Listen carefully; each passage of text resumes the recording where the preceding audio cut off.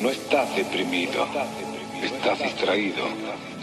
Por eso crees que perdiste algo, lo que es imposible porque todo te fue dado. No hiciste ni un solo pelo de tu cabeza, por lo tanto, no puedes ser dueño de nada. Además, la vida no te quita cosas, te libera de cosas, te aliviana para que vueles más alto, para que alcances la plenitud. De la cuna a la tumba es una escuela. Por eso lo que llamas problemas son lecciones. Solo debes escuchar a tu corazón antes que intervenga tu cabeza.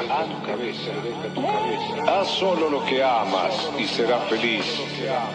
Y el que hace lo que ama está benditamente condenado al éxito, que llegará cuando deba llegar, porque lo que debe ser será. Y llegará naturalmente, llegará naturalmente, llegará naturalmente.